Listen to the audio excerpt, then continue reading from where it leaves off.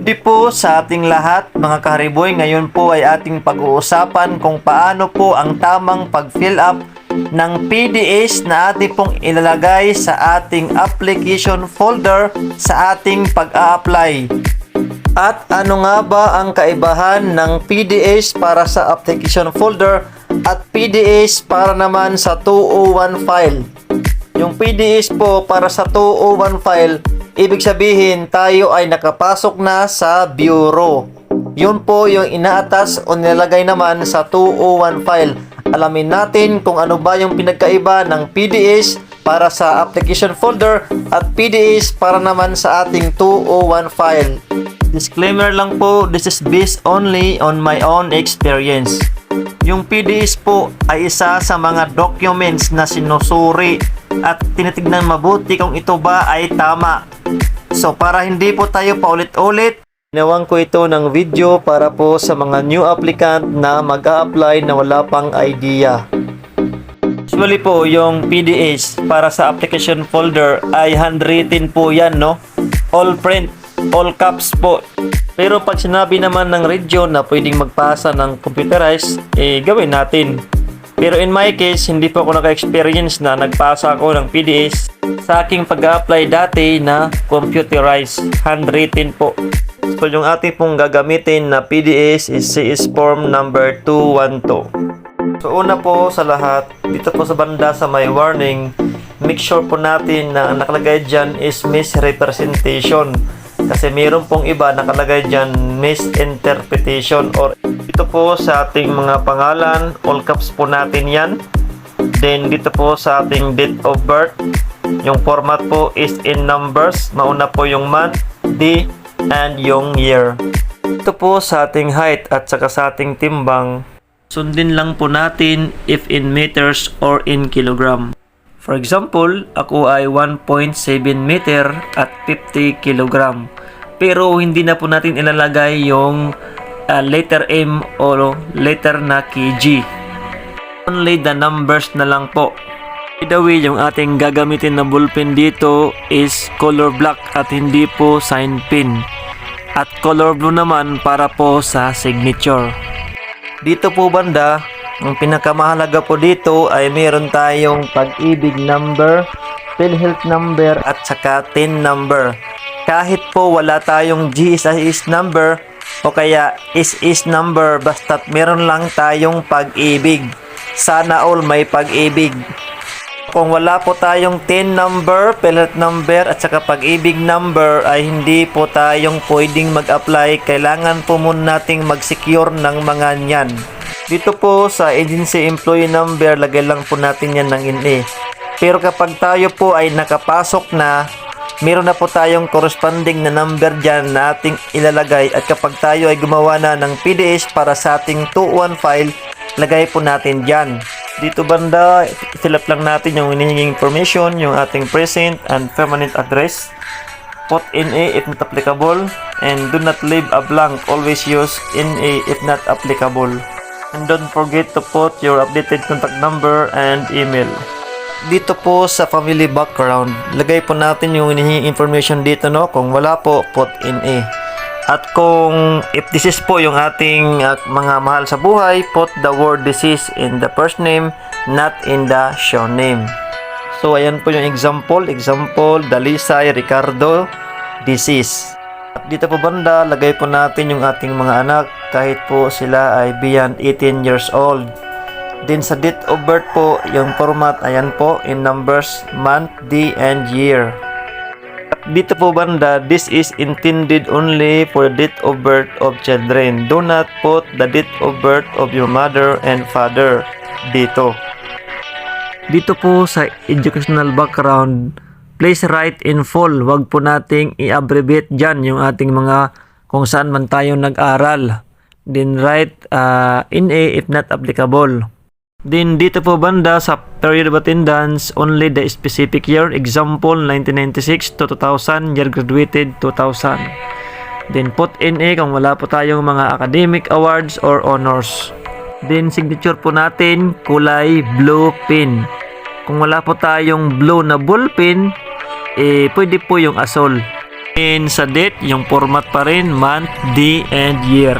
Pero kapag yung gagawin nating PDS ay para po sa ating 201 file, yung signature sa date ay pareho pong blue. So dito po banda, ilagay po natin kung ano po yung ating gagamitin na eligibility. For example, sa akin ay yung RA 1080 or Criminologist License or Examination. Dyan, kompletuhin mo lang yung inihingi dyan, yung rating, yung date of examination, yung place of examination, tsaka yung number, at tsaka yung validity. Tsaka sa work experience, lagay po natin dyan kung ano po yung ating mga dating trabaho. Okay? At kapag nakapasok ka na at nagawa ka ng PDS para sa yung 201 file, ito na yung magiging itsura. Yan. Mauna po yung pinaka-present mo na trabaho. Example, yan, 7, 2021. Fire officer, up to present, fire officer, yan. Then department, Bureau of Protection. Yan, lagay natin yung salary grade, kung magkano. Yan, salary grade 10 o monthly salary 29,668. Then status of appointment, lagay natin dyan permanent. Then government, lagay natin yes. Kung hindi, lagay natin ng no. So yan po ating ilagay dyan. So dito po sa Learning and Development Intervention Training Program attended, lagay po natin dito yung mga training po nating na attend. So, yan po yung example, yung Basic Emergency Response Training, yung from attendance, from to, the number of hours, lagay po natin, then kung technical, lagay natin, then conducted, sponsored by, lagay natin dyan. Yan. For example, yung Standard First Aid and Basic Life Support, sponsored Philippine Red Cross. So, yan po yung ating gawin habang wala pa pong hiring o wala pang quota, attend po tayo ng mga training na kung saan ay related po sa ating a-applyan na trabaho. At kapag gagawa naman tayo ng PDS para naman sa ating 201 file, atin po itong i-update. So, magdadagdag lang po tayo dito sa taas. Atin po itong uulitin. Lagyan po natin ng Fire Orientation Course, kung ano yung month, tsaka ilang oras, then sponsored Bureau of Fire Protection. Okay, o kung natapos na tayo ng ating Fire Basic Recruit Course, lagay natin dito, then ilang oras, anong buwan, training, technical, o sponsored Bureau of Fire Protection.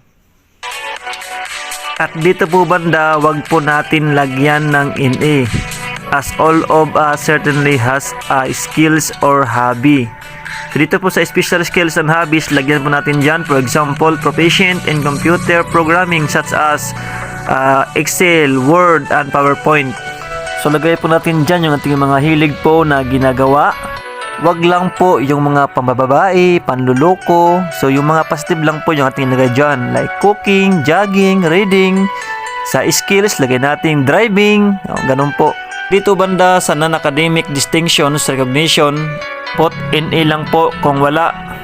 Pero kapag tayo po ay nakapasok na sa serbisyo, sa bureau, lagay po natin dito kung meron po tayong medalya ng papuri, certificate of appreciation, letter of commendation, lagay po natin dyan banda. Dito po banda sa reference, complete po natin yung tatlong inihingi dyan na pangalan, lagay po natin dyan. So marami naman tayong kaibigan, kakilala, lagay po natin dyan. Kung wala, yung mga ex natin, lagay natin dyan. Yun yung contact number, tsaka address, lagay po natin dyan. Wag po natin lagyan ng NA. Dito po banda sa ID picture, lagay po natin dyan yung ating passport size na ID. White t-shirt, white background, and with name tag and signature. Yung format ng name tag is first name, middle initial, then surname. Kapag ikaw ay nakapasok na sa bureau at gagawa ka ng PDS para sa iyong 2-1 file, ito yung format. Passport size ID, white background, without headgear, uniform type GUA B with name tag. Name tag must be all caps and with signature, rank, last name, first name, and middle initial. Yung format ng pangalan. And sa thumb mark, either blue or black ink. Then signature, blue. Sa PDS po, para sa application folder, gagamit lang po tayo ng blue pen kapag tayo po ay pipirma. While yung PDS naman po, para sa ating 201 file, kung tayo nakapasok na, gagamit tayo ng blue pen sa pagpirma at sa paglalagay ng date. Then after that, ating po itong ipanotarize sa attorney. Kung gusto po natin makatipid, punta po tayo sa PAO, libre po doon yung pagpanotarize. Magdala lang po tayo lagi ng extra copy kasi iniiwan po doon yung isang copy. So damihan na po natin para hindi po tayo pabalik-balik. Then make sure po natin na lagi po nakikita yung CS Form 212 Revised 2017 sa lahat po ng page. Maraming salamat po sa inyong panonood. Sana po ay nakatulong ito sa inyo yung video ito. Good luck po sa inyong pag-a-apply. Always pray po tayo lagi.